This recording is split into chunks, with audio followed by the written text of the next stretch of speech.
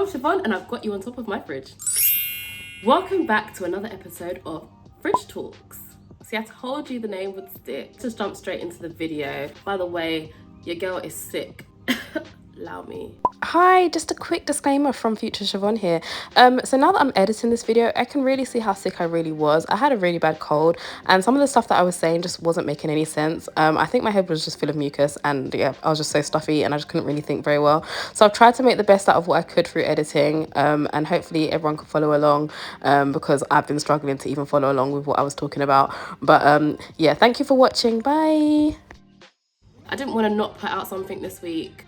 Here we are. I feel like in my videos so far, I've spoken a lot about the how and why I've decided to start this 90-day journey, but I haven't really spoken much about the poetry that I plan to include in my collection, all of the poetry that I've worked on. So I thought I would talk a little bit about that, give you guys some insight into the first poem that I ever wrote and how that poem helped shape the rest of my book. At the time, I didn't know that I was writing poems for a book. I was writing poems purely for the fact that I was in a pretty unhealthy relationship. Through all of the... I'm just going to do a voiceover here because I don't know what I was saying. But basically, through the unhealthy relationship, I forgot how to advocate for myself and to set boundaries.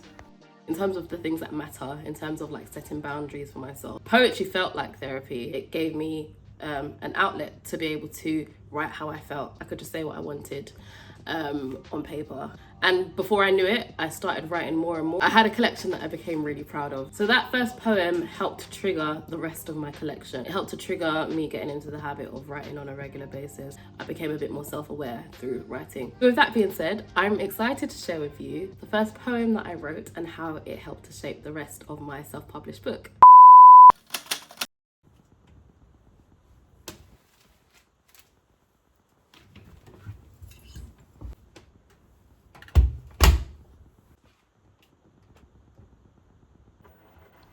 One more load. Do one more load for me. Can you do it, please? A few work shirts and some mismatched socks and 4 to 5 white tees. Please just do this thing for me. It's like my dying wish. I can see that it's draining you, my dear, but yeah, just wash that dish.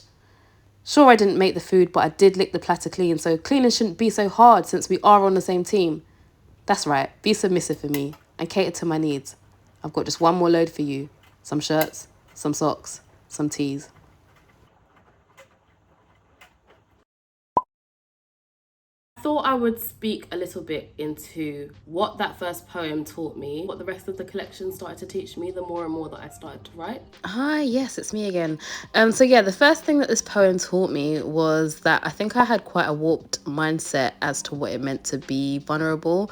I'd kind of just gone around my day-to-day up until this point thinking that being vulnerable meant the same thing as being weak, so it was something that I just avoided exercising.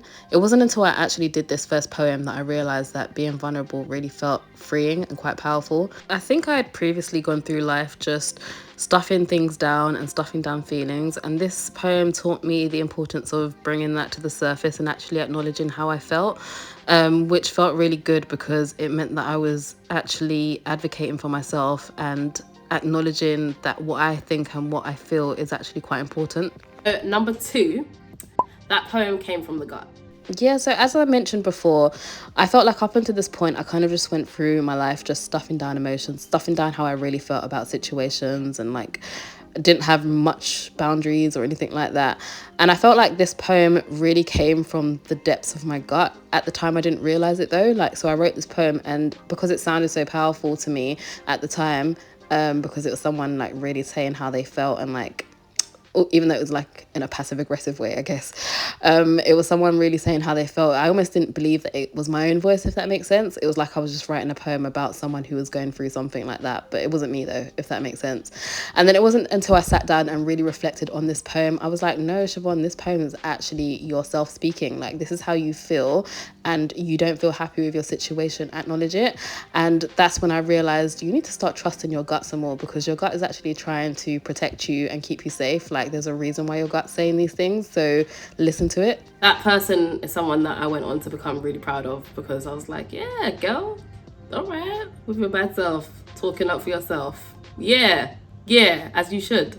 And lastly, what that poem taught me was that I was done with being a pushover, but I actually wasn't ready to push back, and that's okay. I feel like that poem awoken something in me. I feel like that poem awakened me. That poem helped me to see.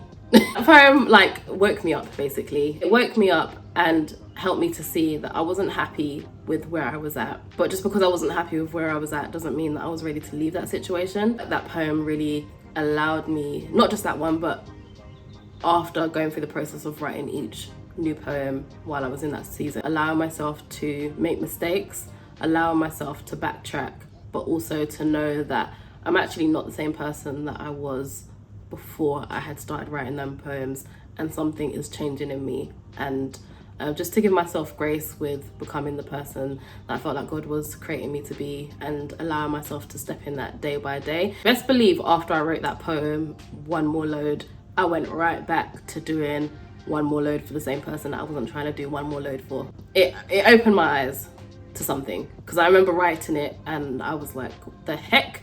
You trying to tell me I don't want to do this no more? Like, nah, surely not. Like, I've been so comfortable in my discomfort all this time. What do you mean I'm not trying to be comfortable no more? What, you're trying to tell me that I need to step out into the unknown? I'm all right. I'm gonna go back and do one more load, thank you. So anyways, all of that to say, writing does teach you a lot about yourself. Yeah, it helped me to go a lot deeper with myself. It's amazing. So I feel like that's everything that I had to say, really. Have an amazing rest of the week, and I guess I'll see you guys on the flip side. Peace.